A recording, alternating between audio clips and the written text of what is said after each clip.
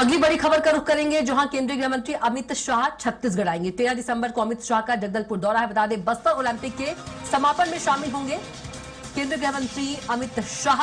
11 दिसंबर से बस्तर ओलंपिक का संभाग स्तरीय प्रतियोगिता और संभाग स्तरीय खेल में 3500 खिलाड़ी जो है शामिल होंगे। नक्सल पीड़ित और पुनर्वासित नक्सली भी इसमें शामिल होंगे। तो बस्तर ओलंपिक का होगा आयोजन। बता दें कि 11 से 13 दिसंबर तक ओलंपिक चलेगा। और एक बार फिर से हमारे साथ राजधानी रायपुर से संवाददाता राहुल अग्निहोत्री जुड़ गए हैं।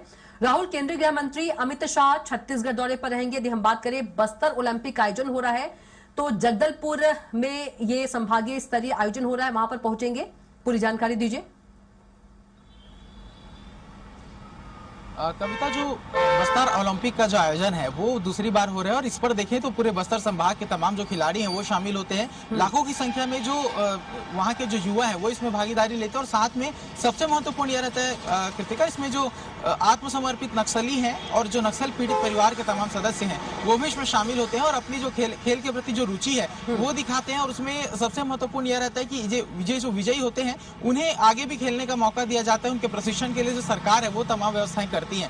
इस बीच में जब केंद्रीय गृह मंत्री अमित शाह पहुंचते हैं तो इसके कई मायने होते हैं, क्योंकि बस्तर संभाग का फोकस काफी लंबे समय से जो केंद्र सरकार है उसके नजरों में है और लगातार उनके द्वारा वहां के विकास के लिए, नक्सलवाद खात्मे के लिए जिस तरीके से अभियान चलाया जा रहा है, जब अमित शाह वहां पहुंचते हैं तो साफ तौर पर यह इशारा देते हैं कि छत्तीसगढ़ जो है वो नक्सलवाद मुक्ति की ओर बढ़ रहा है। और इससे पहले जब वो बस्तर पहुंचे थे, इसी बस्तर ओलंपिक के जो समारोह में समापन कार्यक्रम में, तो वहां से उन्होंने साफ चेतावनी दी थी और यह बात को इस बात का एश्योरेंस दिया था उनके द्वारा कि जो मार्च 2026 है वो तारीख में नक्सलवाद जो है वो पूरी तरीके से खत्म हो जाएगा और उसी की ओर छत्तीसगढ़ जो है वो अग्रसर है। अब जब अमित शाह छत्तीसगढ़ पहुंचेंगे, बस्तर पहुंचेंगे, तो वहां फिर से देखा जाएगा कि वहां के जो तमाम लोग होंगे उनमें फिर से एक उत्साहवर्धन करते हुए नजर आएंगे और साथ में जो तमाम खिलाड़ी हैं उनके उत्थान के लिए यहाँ पर बस्तर ओलंपिक जैसे आयोजन होते रहते हैं। और इसका जो सराहना है वो यहाँ पर गृह मंत्री कर चुके हैं और समापन कार्यक्रम में जब पहुंचेंगे तो बस्तर 2.0 का जो एक विजन है वो वहाँ की जनता के समक्ष भी रखते हुए नजर आएंगे। और जानकारी ऐसी भी है कि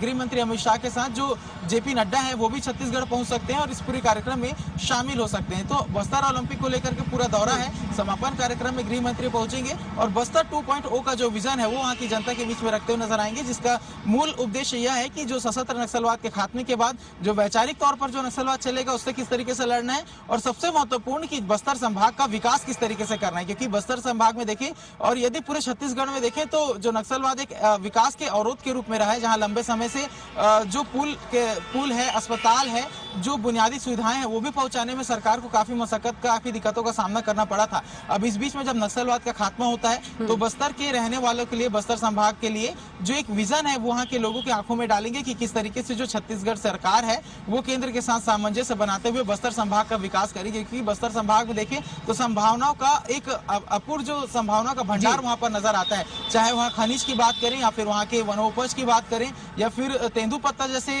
संग्राहकों की बात करें, तो सभी क्षेत्र में लगातार जो सरकार है वो काम कर रही है। बस्तर पंडुम को लेकर के जो काफी संभावनाएं वो नजर आती है, जिससे बिल्कुल राहुल, और इससे ही कहा जा रहा है अब कि बदलता छत्तीसगढ़ और बदलता बस्तर विकास के कार्यों के कारण ही।